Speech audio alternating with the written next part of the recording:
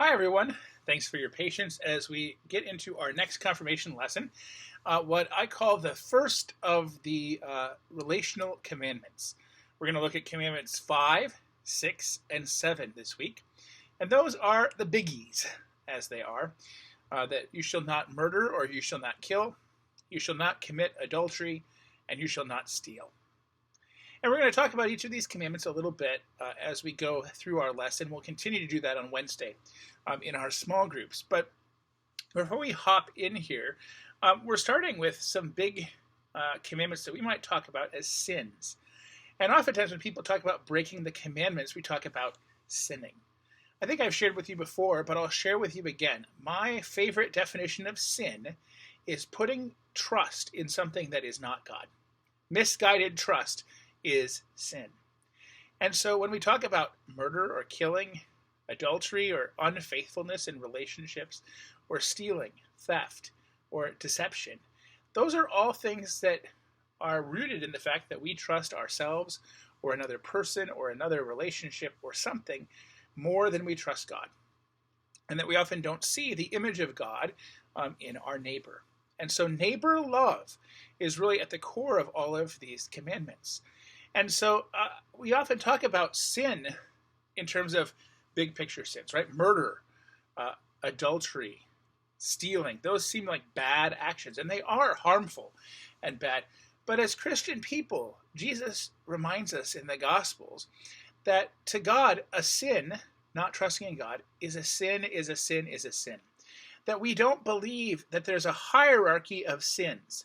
The world would say that murder is somehow worse than stealing. And that may be true in terms of the harm that's done or the pain that's caused. We can describe and debate which actions we do are worse or better than the others. But what Jesus says is that misses the point. If we're trying to figure out who's the better sinner or who has done a better job of not getting in trouble or getting caught, what's the point of that? It doesn't tell us anything or point us back to God in any way. And so rather than focus on what sins are the worst, especially with murder and killing, adultery and stealing, that's not the point here. It's the point to remember that for God, sin is sin, and all of us fall short of the glory of God. Whether we tell a huge lie and it really impacts someone's life, or if we tell a little fiblet and cheat on a test, they're all sin. They all put our trust in things other than God, and they all harm both ourselves and other people. But what's important to remember is because God doesn't see us and our actions as having a hierarchy, God's not keeping score of how many sin points you have accrued this week. We talk about this oftentimes with people who have done awful things. And somehow we think that they're somehow farther from God's mercy or grace than we are, because we haven't done as bad of things as somebody else, right? But what our faith tells us and what our Lutheran teachings tell us in the Bible is that actually God's mercy and forgiveness and grace are accessible to all of us. And that breaking a commandment is just breaking a commandment. It's not living as God would desire us to live. It points us that we need Jesus, and that really it means that we are available to receive God's grace and mercy and love. And all sins are under Christ. And so Christ takes on all of those sins for our behalf. And so rather than focusing on how to get out of breaking these commandments, or how to say, nope, not me, I didn't murder, or I didn't commit adultery, I'm only 13. Rather than thinking about those things, I want us to focus this week on why do we do things that are wrong? Paul in the New Testament says this. He says, I know the things I shouldn't do, and then I do them all the more. And I hate that about myself, he says. But I know that Christ is working in me that I might be transformed, that I might live in a new way, a way that is filled with God's forgiveness. And I think all of these commandments will help us to remember that God is God, which means God provides us grace, help, comfort, protection, and provides all that we need, so that we don't have to rely on ourselves or on other things that end up harming people. And so with that, I'd like us to look at the fifth commandment, which is found on page 19 in your small catechism. And that is, you shall not murder, or in Hebrew, you shall not kill. Either one is an acceptable translation. And what does this mean? It means we are to fear and love God so that we neither endanger nor harm the lives of our neighbors, but instead help and support them in all of life's needs. Now notice here, this commandment isn't just don't kill, period. Luther goes on to explain that not murdering or killing also involves a positive action, helping and supporting our neighbor in all of life's needs. And so oftentimes, this is the commandment that middle school kids say, well, I've never murdered anyone. And that very well may be true. If so, good job. But I think when it comes to killing or our intent, we are vengeful and sometimes mean and hateful humans. And God doesn't desire that for us. We don't desire that for ourselves sometimes. But sometimes, because we don't trust in love or don't trust in God or in ourselves, we end up undermining the well-being or the life of lots of people who are close to us. Our friends, our family, all those people that Martin Luther would call our neighbors. And there's all sorts of ways that we can kill or murder. It's not just actual murder, part of that is true, but also it's the fact of the way that our hearts have evil thoughts about our people that we know, even our friends. Our hands may hurt someone, or our words can be painful and really cause one's well-being or life of another to be threatened. One of my favorite things to notice about the Bible is how many important people God has called and chosen are also people who have violated this commandment. We know that Moses kills an Egyptian. We know that David murders the husband of Bathsheba. We'll get to them a little bit later. We know that even in terms of Peter in the Gospels, when he denies knowing Jesus, he helps put him to death. And so we have all these examples of powerful characters and stories in the Bible where God chooses to use even people who have violated this commandment to reveal God's message of love and grace and truth to the world.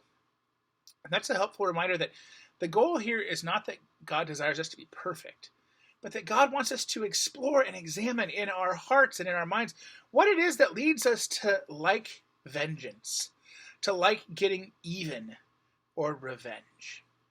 One of the ways this sometimes happens is when we are silent or bystanders. I worked with a group in my first church that focused a lot on helping schools with bullying from people of faith. And in those conversations, we talked about how silence can be harmful and even sometimes deadly. The ways in which not intervening when we see someone else being harmed or hurt can actually lead to even worse things. And there's all sorts of examples of justice in our lives of faith where our silence can sometimes be complicity or being a part of things that violate this commandment of killing, of murdering, of not valuing the well-being and life of one another. And so, one of the things that I think comes to mind here is remembering that we are all connected, that we're all neighbors together in this story, and in the story of our lives and faith. In fact, in the Gospels, Luke tells a story of the Good Samaritan. Maybe it's a story you remember from Sunday school. And in the story of the Good Samaritan, there's a man left for dead on the side of the road. Many people walk on by that route of silence. Many people scoff and say, why would I, all of these people are ignoring or finding a good reason to move on. But yet, the one who acted as a neighbor, it says, was the one who showed the man mercy. And I think that the opposite of killing or murder or vengeance is mercy. It's not getting what we deserve. And we can practice mercy. Think about a relationship where someone has harmed you and how it's so easy for us to want to get back at them. One of the ways that we can practice mercy is saying, I am not going to give that person what they deserve. Instead, I might give them love. Instead, I might give them space. Instead, I might just not engage with them in the same way anymore. And so one of the things that I think is helpful is that when we help and support our neighbors, it might mean showing them mercy, even if they've done something to really anger or hurt us. Now, these commandments always have exceptions, and we could spend a whole year trying to weasel our way out of this commandment. There are some cases where, uh, seeking to ignore harm for ourselves can be painful, could be worse. There are some exceptions that people talk about when under military service and killing, or under all these different things. But what we do know is that destroying another person's life is just never right. And if someone is destroying your life in some way, that isn't right. And so it's not a universal that showing mercy is always the way, but that Jesus reminds us that most of the time, being merciful is indeed the best way to overcome our human urge to vengeance. One of my favorite interpretations of the Lord's Prayer says that when Jesus says, "Lead us not into temptation," Jesus is not saying, "Hey, don't let me be tempted to have another cookie, God." But that Jesus is actually saying, "Lead us not into temptation towards violence and revenge against those who have harmed us. Forgive us our sins as we forgive those who have sinned or trespassed against us." That Jesus here is talking about the fifth commandment, that we pray and ask God to help remove that vengeance from our hearts and our minds. And so that's a little bit of what the fifth commandment, I think, is really getting at for us as we live out our lives of faith. Now, the sixth commandment, 6 equals sex. And "thou shalt not commit adultery" is the sixth commandment.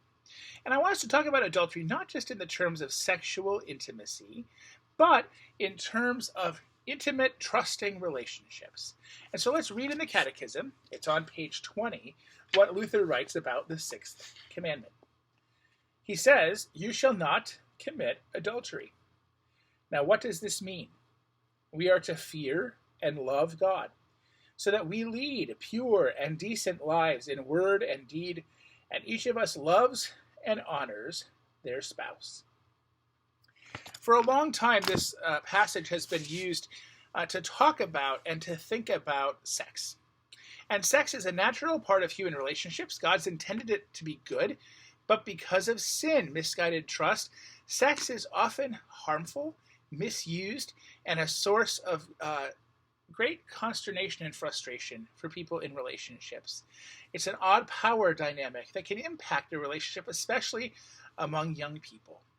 And so, as pastors, know that we are interested in you having full, whole lives that are free from strain of relationships that have pressure towards sex.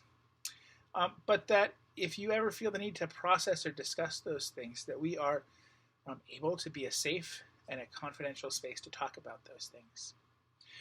But rather than just focus on not having sex, I think the point of this commandment is a lot more about what does a trusting, honest relationship rooted in love look like.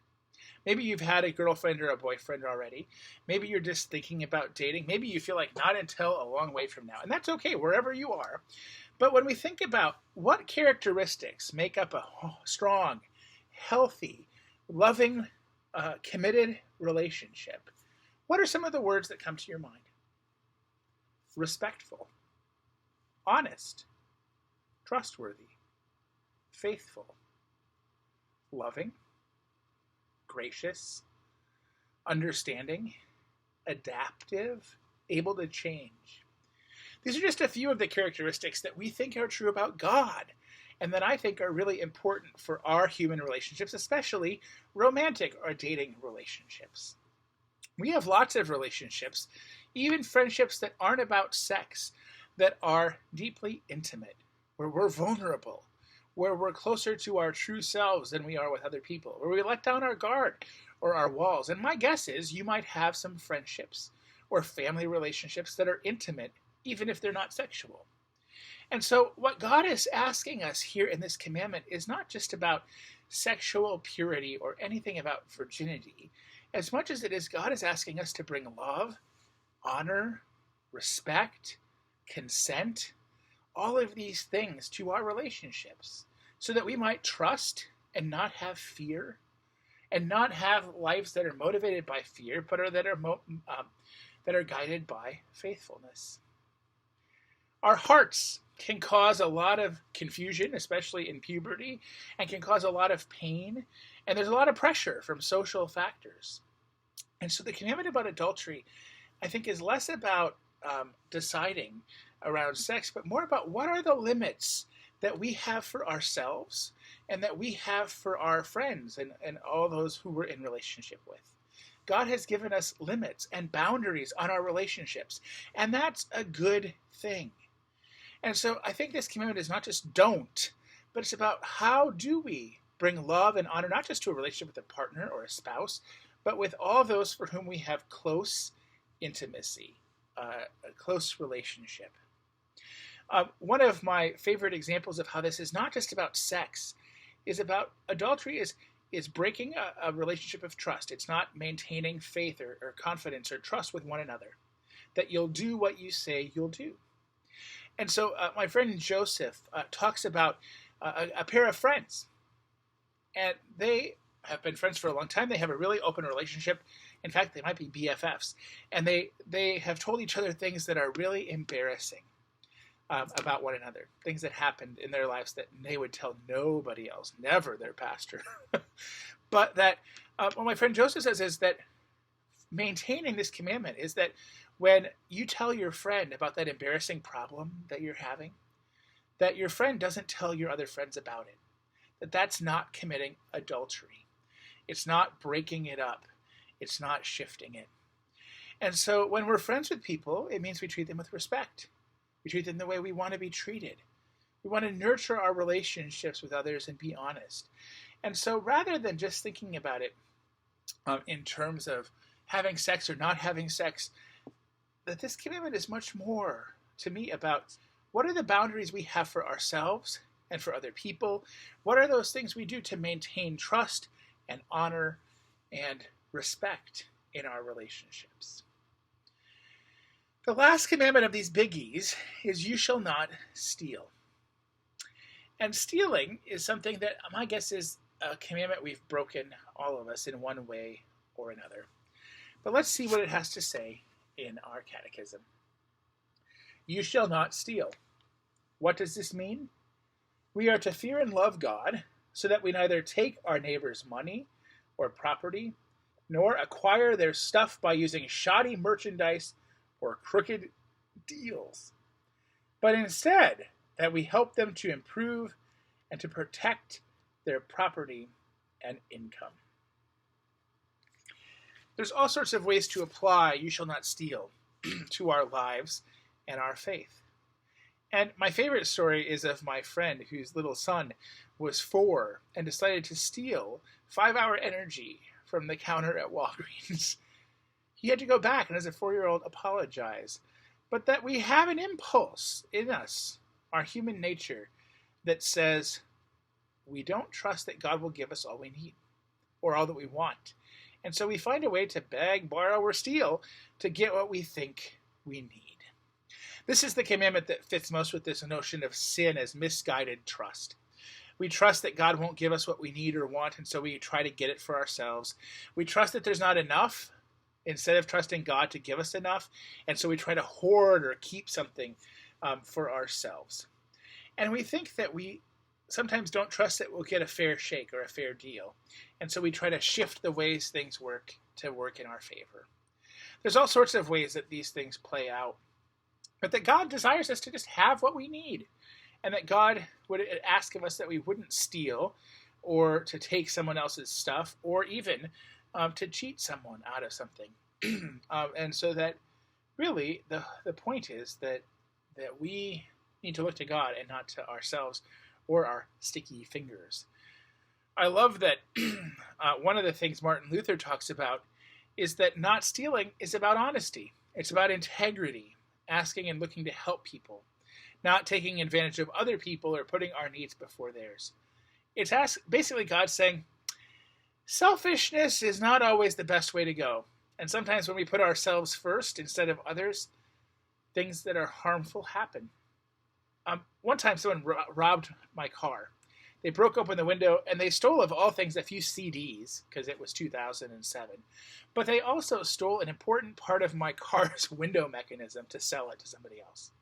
And I was shocked at how violated I felt when someone broke into something that I thought was mine, and that they took something. Even though I didn't know it had value, I felt kind of hurt by that. And so whenever stealing happens, even if we intend it for good, it has a negative impact and disrupts life. It disrupts the goodness that we have. And so I think that it's a helpful reminder that if you ask someone, or if you know someone who's been robbed or had something stolen or taken from them, the pain of that can last a long time. And that instead God asks us, how do we put ourselves in right relationship? That might mean a different place in the hierarchy or order of things, to think about what advantages do we have, or that we have we created for ourselves. I know sometimes my own human nature gets the best of me, and I try to make sure I get more pieces of pizza than my wife does. And that's not necessarily stealing, but even the fact that I think about that and don't trust there to be enough for both of us says something about sin, misguided or misplaced trust. And so I think that when we think about these commandments, not murdering or killing, adultery and stealing, they're about the basics, but they're also about something so much deeper. That sometimes we are our own worst enemies. Our human nature gets the best of us. And that God isn't going to damn us to hell for being human and having human desires or human nature. But that God's desire for us all in community is that we look at who is our neighbor and how do our actions bring honor and respect, and how might our actions cause pain, harm, or long-term suffering. And that might be a helpful way to think about decisions that we make with regards to what we do or what we don't do, what we give consent to or what we don't, or how we think about valuing life versus our own desire for vengeance. We'll talk some more about these things in our small groups on Wednesday, and I look forward to talking about these big three things. We'll see you then. And until then, happy 10 Commandments, everybody.